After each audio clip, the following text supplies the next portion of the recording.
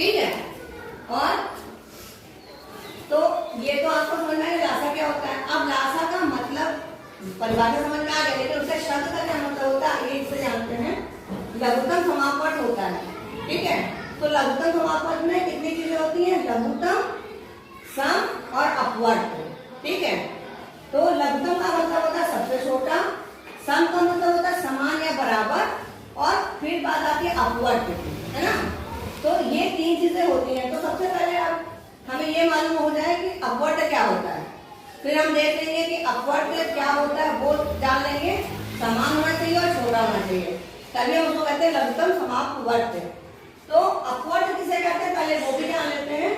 अपवर्त किसे कहते हैं, अपवर्त वो संख्या होती है जो दी गई संख्याओं को 1 2 3 4 यानी गिनती से गुणा करने में मिलती है, ठीक है। तो आप लोग को अपवर्त निकालने आते हैं? तो चलिए हम लोग थोड़े अपवर्त लिखते हैं। पहले तो 2 के अपवर्त बताइए क्या क्या होता है। 2 4 8 10 12 14।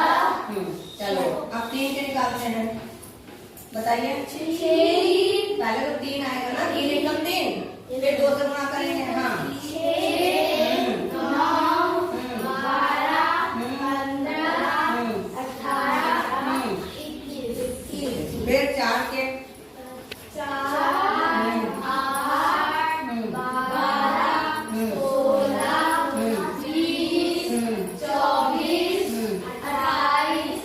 फिर 5 के, 5 पहले 5 ना, यस मैम। फिर 10 15 20 25 30 35 40 45। चलिए 6 का बता दीजिए।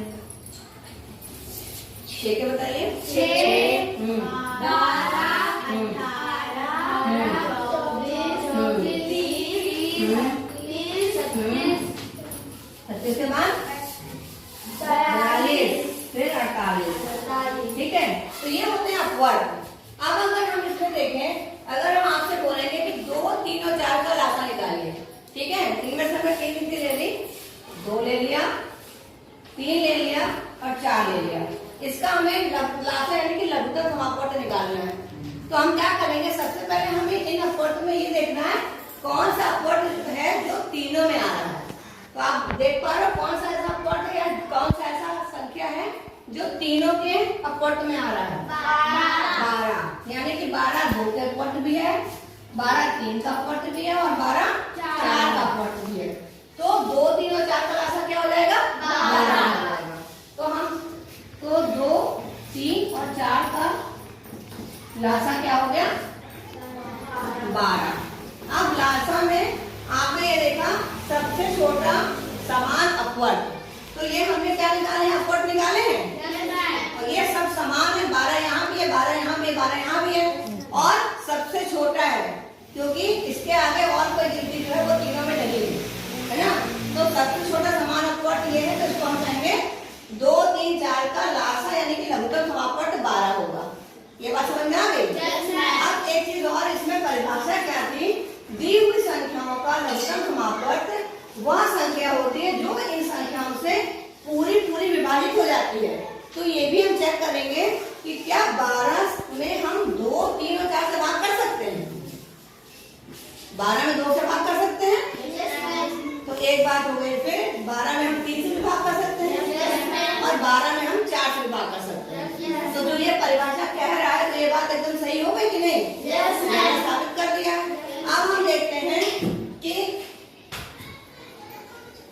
2 ले लेंगे और 4 ले लेंगे और 6 ले लेंगे, ठीक है। अब हम क्या कर रहे हैं, 2 4 और 6 का लासा निकालेंगे। तो 2 4 और 6 में कौन सी गिनतियां हैं बताओ जरा, जो है उसमें 2 4 और 6 में कौन सा है का लासा क्या होगा बताओ, कौन सी ऐसी संख्या जो तीनों में आ रही है। 2 4 और 6 में ऐसी कोई गिनती है, 12, इसमें भी 12 ही आ रही है ना।